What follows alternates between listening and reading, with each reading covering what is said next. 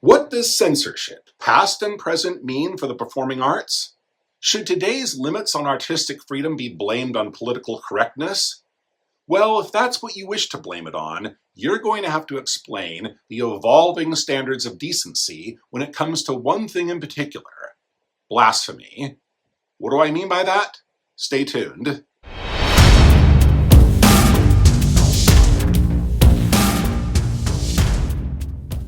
Welcome back to my channel, lovers of the performing arts. Now, to understand what I'm talking about here, let's take a look at two Oscar-winning films and the blasphemies that the enforcers of morality of the day reacted to very differently. First, in 1966, Those houses, even if they do hear some subhuman monster yowling at them from inside. God damn you! Then in 2013, Sin. There is no sin. Man does how he pleases with his property. I'm with great pleasure. You be goddamn careful. I don't want to come lighten my mood no further. Notice how completely out of sync Elizabeth Taylor's lips were in the first clip.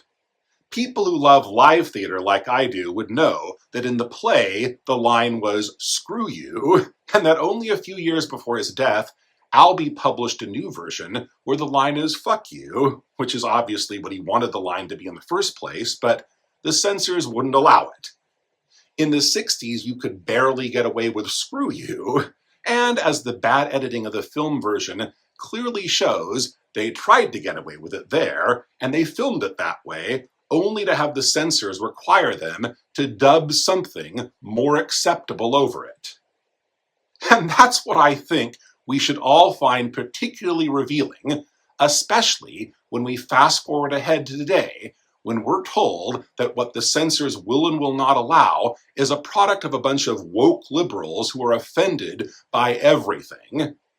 If that's the problem, we're going to have to provide some explanation for why in 1966 the blasphemy was the alternative that was considered more acceptable, whereas today blasphemy is the one thing the censors are more sensitive about than literally anything else. Just watch any old movie on television. The one place where censorship was and still is a lot stricter than on stage or in film. Watch where the sound is muted because something that was acceptable for film years ago is not acceptable on television today. Especially movies that years ago were rated PG and specifically marketed to young audiences. How often characters will use blasphemies that were barely noticed at the time, but now the sound absolutely has to be muted at that point to play it on television. Then compare that to the things that they do allow to make it into the final cut for television. Hell, these days, you are more likely to slip shits and fucks past the censors than you are blasphemies. And if you're still not convinced, you've got the scene in 12 Years a Slave. I recently saw it on television and saw how the censors dealt with the incredibly hard-to-watch scene that concluded with this blasphemy. The whipping in all of its graphic portrayal. All of that was fine. It aired uncensored. Even the nudity, when the camera pulls away and you see her bare butt, that too, along with the graphic whipping marks.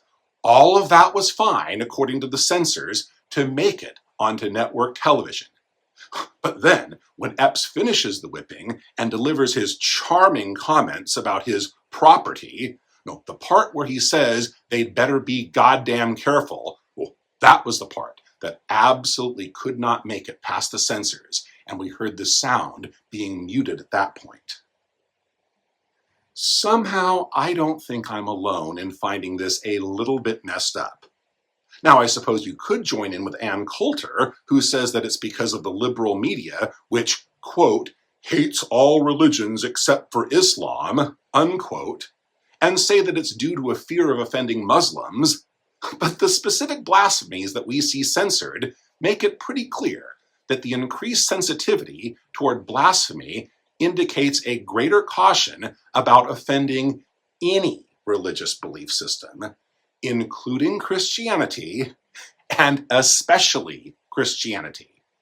And this, of course, is at a time when polls show an increasingly smaller percentage of the public is religious than they were in 1966. Folks, we didn't suddenly become so sensitive that we're irrationally offended by words. We simply changed which words we're irrationally offended by. Now, I will criticize censorship of any kind. I don't like it when the left does it. I don't like it when the right does it. But don't be fooled. Most of the people that you'll hear complaining about it today, they aren't complaining about self-appointed regulators of morality deciding what is and is not acceptable. They're complaining that they no longer hold the exclusive title to occupy that position and get to decide the limits based on their standards. In my play, Mr. Sam's Place, you can check out the manuscript on my website, the different scenes take place at various points in American history, which we jump back and forth from, taking place in the same diner. As we do this time travel and get a look at all the ways that the times they are a-changin', we see the changing reactions towards people who would use the F word in public versus those who would use the N word.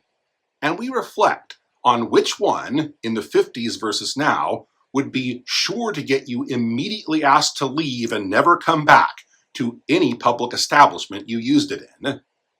Again, to be clear, I don't approve of any kind of censorship, but I don't think I'm alone in thinking that the change in which of those two words we're more offended by today could be called progress. But that's just one guy's opinion. What do you all think? Let me know down in the comments. And if you enjoyed this video, please smash that like and consider subscribing for more performing arts related content here on this channel. I'll see you next time.